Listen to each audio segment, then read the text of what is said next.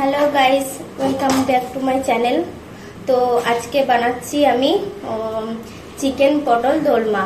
তো চিকেন পটল দোলমা বানাতে লাগছে পেঁয়াজ, লঙ্কা কুচি, পেঁয়াজ কুচি, আর এটা চিকেনটাকে সেদ্ধ করে এরকম করে ছাড়িয়ে নিয়েছি আমরা।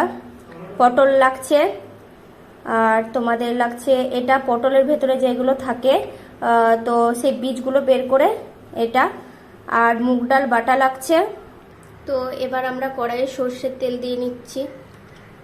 পটলের ভেতরের বীজগুলো বের করে ঠিক এরকম করে কেটে নেবে, কেটে নিয়ে তারপরে বের করবে, আর বীজগুলো বের করে এগুলো সব থাকবে, এগুলো সব পটলের মধ্যে দেওয়া হবে।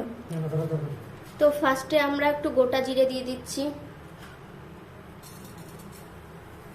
দেন পেঁয়াজ দিয়ে দিচ্ছি, কুচিয়ে রাখা লঙ্কাগুলো দিয়ে দিচ্ছি, এরপরে একটু হলুদ দিয়ে দিচ্ছি, একটু জিরে গুঁড়ো দিচ্ছি,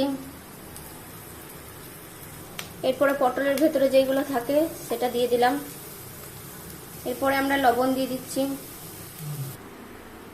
এরপরে আমরা মুগ ডাল বাটা দিয়ে দিচ্ছি,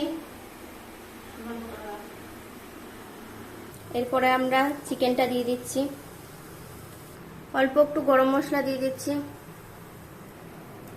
এরপরে একটু টমেটো সস দিয়ে দিচ্ছি। পুরটা আমাদের রেডি, এবার আমরা নামিয়ে নিচ্ছি। এবার দেখো পুরটা কিভাবে ভরে নিচ্ছি। খুব ঠেসে ঠেসে ভরবে না, কারণ তেলে দিলেই বেরিয়ে যাবে।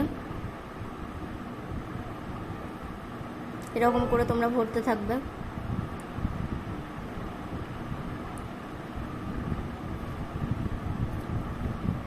এমন হবে।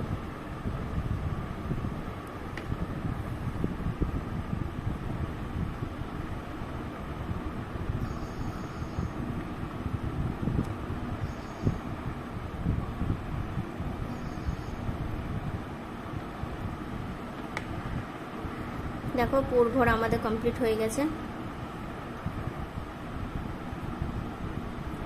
তোমরা মুখটা কোনো পিন দিয়ে আটকে নিতেও পারো।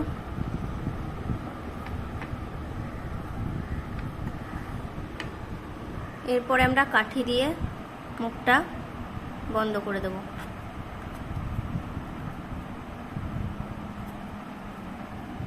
দেখো এইভাবে মুখটা বন্ধ করে নেবে।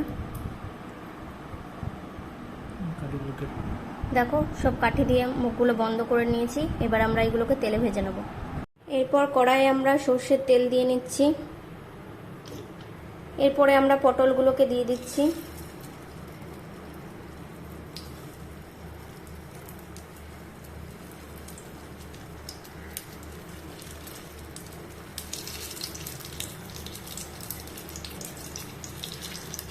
দেখো আমরা পটলগুলো উল্টে নেব।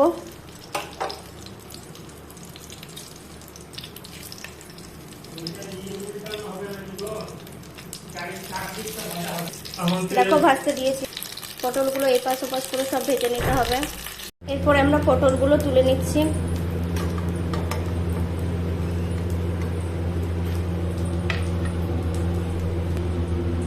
দেখো আমরা পটলগুলো নামিয়ে নিয়েছি।